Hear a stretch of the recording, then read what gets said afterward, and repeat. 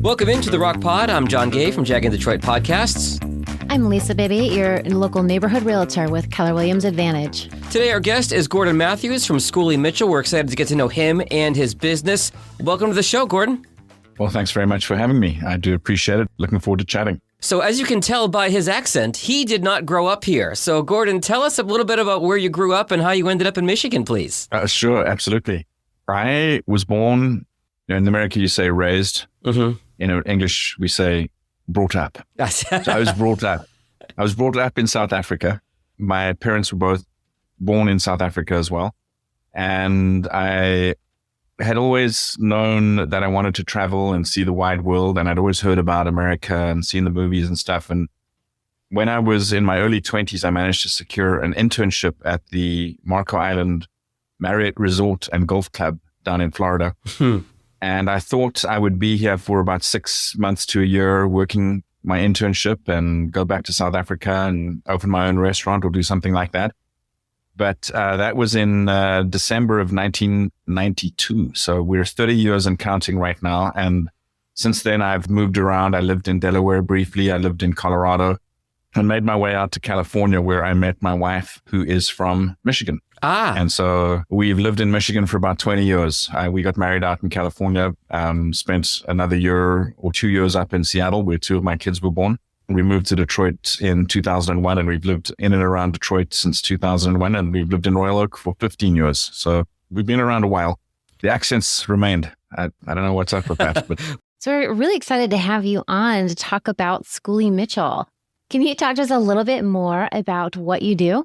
Yeah, Schooley Mitchell is a national Canada and the United States, so international business that has about 200 offices around the country. And what we do is we help small and medium-sized businesses with cost reduction. So we help them to reduce expenses and align their expenses with their profitability and increase their profitability, really. You said small to medium-sized business. What types and kinds of businesses do you work with, Gordon? So our approach to the marketplace is pretty broad. We work with all sorts of different businesses, from hospitality, which would be hotels and restaurants, to medical practices, to anywhere from a doctor's office that has 5 or 10 employees up to a multi-doctor surgery center or something like that. We also work extensively in the not-for-profit space. So working with not-for-profits like the YMCA and businesses like that to help them reduce their expenses. And then we also work quite a bit with manufacturing businesses. So it's very broad. So what is cost reduction exactly for businesses, and how did you get involved with it? So cost reduction, every business in the United States, or every business in the world really, has expenses related to producing whatever they produce, be it a service or a product. Some of those costs we don't tackle, but there's a whole slew of costs that are services that businesses buy in, and we help them to reduce those costs. So for example, if you're using a phone system in your business, you're paying for service on those phones and you're paying for the actual service of the phones. We go in and help to renegotiate those deals to get you a better deal and put more money back in your pocket, basically. So you mentioned static costs like phone services, things like that related to the business. What else do you do in terms of cost reduction? What are some of the other angles you take with that? As I mentioned, we work with all sorts of different businesses, and most of these services can be employed by most businesses. Not every business will use every one of the services that we tackle, but as I mentioned, phones, it's all started out with telecommunications for us, and that has morphed over the years into static lines and wireless. But then we also do waste management, so helping businesses navigate the waste world, and that can mean different things for different businesses. A medical business has very different type of waste needs than a tire shop, for example. Sure. So we do all of those types of things. We then also help businesses with shipping. So for most businesses, that might be small package shipping. So if they're an internet-based business that's shipping stuff all over the country, we work with that. Some of the bigger businesses, we work with what's known as less than truckload, which is shipping that's under 15,000 pounds, but bigger than 150 pounds. We also do credit card processing. So not every, but lots of businesses are processing credit cards on a daily basis. There's a fee associated with that. In fact, there's lots of fees associated with that. Yes, there are. Yeah. A very complicated area. We help to lower costs in those areas. And then almost every business is using software related to the way they use email. They might be using Microsoft. They might be using Adobe. They might be using Google. We help to renegotiate those costs and lower those costs. Then also, believe it or not, when you get that DocuSign to sign your mortgage, there's a fee associated with that going back to the mortgage broker or the lender. We help to lower those costs. And that's an area that's fairly new to us. That's interesting. I'm going to tap into that really quick because I know I pay for a membership for that. So my clients don't receive those fees. It comes out of my pocket. That's exactly right. So for example, a business that is like you sending documents electronically and having them signed, you may be paying, and I'm just going to make a number up here, you may be paying $1 per signature. That could be 10 cents. It could be 50. There's all sorts of ability to lower that depending on your size. And you also may be paying for 1,000 signatures a month, whereas you're only using 100. You don't know. So there's many different strategies around lowering that. We go through, we look at what you're doing, what your costs are, and we'll come back to you and help you to optimize it. And that's another thing which you should know about this business. We can't always save you money. Sometimes we're going to look at yours and say, you know what, you're A-okay. Mm-hmm. And that's also a value to you because then hey, in this area, I got a great deal. In other areas, you might look at it and go, dang, what was I paying for credit card processing? This looks a lot better. So we can't always save every business money, but there's a good likelihood that we can save money in one or two different services. And another electronic thing, which a lot of people don't think about, is that any truck that's driving around the US and Canada and Mexico has to electronically log their mileage if they're doing more than 100 miles a day. And that was a law that came in a few years ago. So everybody scrambled to get these logging in place, and they took whatever deal was presented to them. So that's a big opportunity for businesses to lower that, is having us look at that. And then we do office and cleaning supplies. We'll go out and negotiate a better rate for you on your office and cleaning supplies. And then the last one that we've recently added is linens, tablecloths, uniforms, those types of processing that lots of businesses use, anything from hospitality to hospitals to manufacturing businesses are using services to clean, replace their textiles. We can help to lower those costs as well. Nice. Well, Gordon, on your website, you call yourself a vendor watchdog. Can you tell us a little bit more about what that means to you? And that's important in the way that we work. We're not a one and done type of operation. So we don't come in, lower your costs, charge you a fee, and then leave.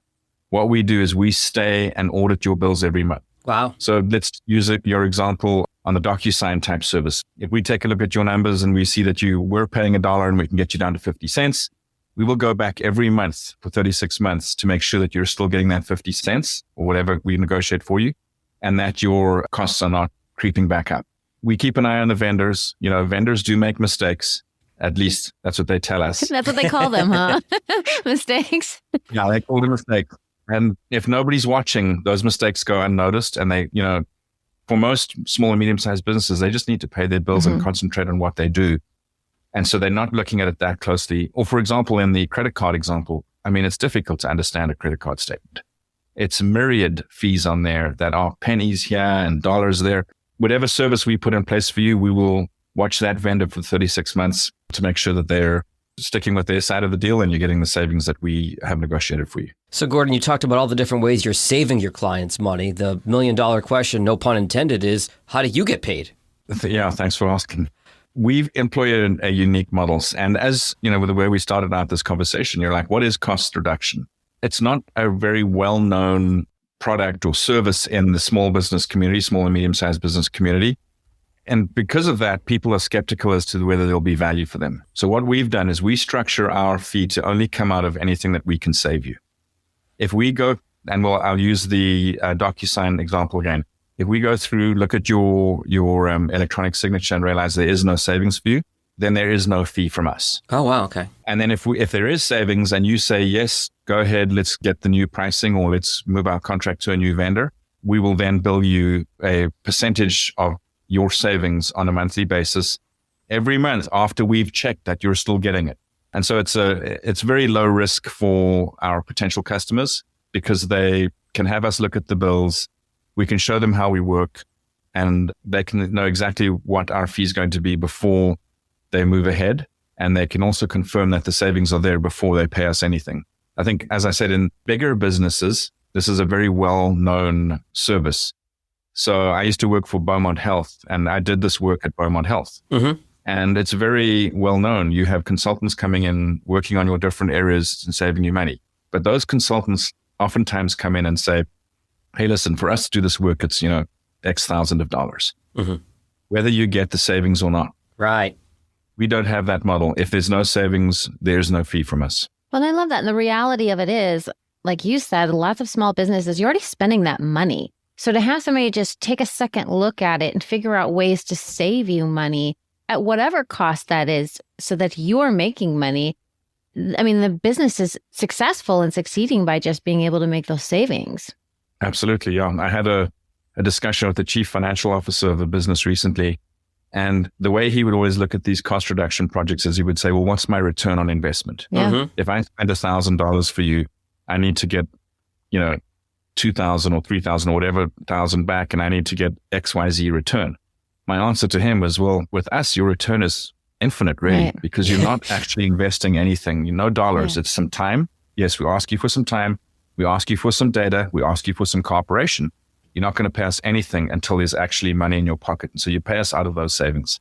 So Gordon, how has the Royal Oak Chamber helped your business? And we love having you be a part of it. Well, even though I've been in the Royal Oak Chamber for a little bit more than 6 months, I haven't been very active until recently. And the best component of the Royal Oak Chamber for me has been the networking. So going to some of the events, meeting the community, the business community. As I mentioned, I've lived in Royal Oak for 15 years. And as a resident, you get to know some of the retail businesses, but you don't necessarily get to know all of the manufacturing and service businesses in town. So Sure. the networking has been the number one value for me. And I intend to ramp that up significantly going forward.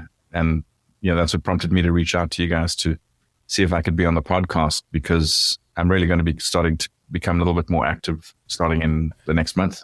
We're thrilled to have you. And as a business owner, I can tell you that sometimes membership in the chamber can ebb and flow depending on what you're doing work-wise and everything else. There's a balancing act to it. But the chamber really is an entity where the more you put in, the more you get out for sure. When you're not working, Gordon, what do you do for fun? So on the athletic side, on the sporting side, I am a skier. So Okay. in my travels, when I first came to the United States, I'd never seen snow. I was wondering about that, having been from South Africa. And Yeah. so somebody convinced me to go and spend a winter in Colorado, Wow. and where I learned to ski. And then I loved it so much, I spent another winter there. And when I moved to Michigan, I became a telemark skier. Most people won't know what a telemark skier is, but it's just a very unique type of skiing. So we do that athletically. And then my wife and I are tango dancers. We tango with Argentine Tango Detroit up in Utica, which has been a lot of fun. Our first date in San Francisco was to a tango concert. And so we've taken that up as our hobby and our together time, Oh, I love it. That is like the most beautiful dance. Yeah. So Gordon, now it is time to pull our fishbowl question of the day. John, are you ready to pull this? All right, let's take a look in here and see. Wow, this is probably a perfect one for Gordon. How many and which languages do you speak? So I grew up speaking English. Right? I've since learned American. Just kidding. That's a joke. That's It's slang. not much of it. There's a lot of truth to that joke. Now we understand. But in South Africa, we have 11 official languages. Okay. And when I was growing up, the main two languages were English and Afrikaans that we were taught at school. But I also learned Zulu at school. Wow. And I wouldn't call myself fluent in Zulu. But then having lived in the west of the United States, I learned Spanish. So I wouldn't call myself fluent in Spanish either, but I'm fluent in English and Afrikaans, and then Zulu a little bit, Spanish a little bit. With 11 national, or what did you say, 11 languages? 11 official languages, yeah. So with 11 official languages, is it common that most people know how to speak at least half of those? No. What is common is that most people can speak English as a second language. Mm-hmm. So I would say that English is the preferred second language of choice. But no, I would say one of the things you got to realize about these languages is some of them are related. Mm-hmm. So Zulu and Xhosa are both languages that if you know the one, you can understand the other. Okay. So there is that kind of interrelation. But I would say probably about 75% of the population can speak at least 3. Okay. So most people can speak their first language, English, and then they can usually speak one more. at a minimum. Some folks, different folks have different abilities. You have some very smart people over there. Yeah. I feel like just, because English is spoken in so many parts of the world that so many of us dumb Americans just know one language and maybe a little bit of Spanish or French from high school or college, but that's really it. And then we travel the world. It's like, wow, you speak my language and you speak your own language. I feel a little inadequate right now. South Africa calls itself the Rainbow Nation. Mm-hmm. And that was really something that came out when Nelson Mandela became president back in 1994. And we have a rainbow of languages too. But can you imagine the difficulty of making sure that every official document is published in 11 languages? Oh, wow. It's not easy. Yeah, that sounds very complicated. So what are some other idiosyncrasies, I guess, that you could think of, or major differences between America and South African culture? Well, I think every South African has been exposed to American culture through TV and movies. Okay. Mm-hmm. So the average South African might not necessarily deeply understand American culture, but they have a pretty good idea. The opposite is not that true. Yeah. So for Americans going to South Africa, there tends to be a fairly drastic culture shock, but it's a little less pronounced coming the other way. But I would say South Africa is sort of westernizing and Americanizing, maybe not quickly, but fairly consistently. So, as I said, I came over 30 years ago. I would imagine that I was more ignorant of America than the average person now is, with the internet and all of those different things. Yeah, we didn't have Facebook 30 years ago. We did not. When you came to America, what was one thing that you had the hardest time getting your head around when you came here? And you were like, I just don't understand how this works or why this is the way it is. If you had to pick one thing, what would that be? Well, it's going to sound really trivial, but it's amusing. I'd been here like 3 or 4 days and I went to a little place to get some food. And on the thing they had this, hamburger understood, and they had sub. I'd never heard of a sub before. So I said to the guy, what's the sub? He's like, well, it's whatever you want. I'm like, yeah, but what is it? He's like, it's Italian or it's this. It's that. Like, I couldn't figure it out. So I was like, yeah, I'll have one of those. I was like, oh, it's a salad roll or whatever. Submarine sandwich as opposed to a substitute of something else. Okay, yeah. I can see how that language barrier would happen. Yeah, for sure. Yeah. Yeah, as America's very kind of formulaic in a way. Okay. Like, for example, like ordering a Subway sandwich. Everybody in this country knows how to do that. Doesn't matter where you're from. You know how to order Subway. Okay. Like, it's a well-worn thing, right? Mm-hmm. Whereas in South Africa, you don't have as much homogenization of some of these little cultural things. So what happens down in the Eastern Cape might be very different than what happens in the Gauteng, which is another area. So a little less homogenized when it comes to some of the cultural, bits and pieces, if I can put it that way. Makes a lot of sense. So we've learned a little bit about South Africa today, and we've learned a lot about your business and how you're going to help a lot of our Royal Oak Chamber members save money in their business.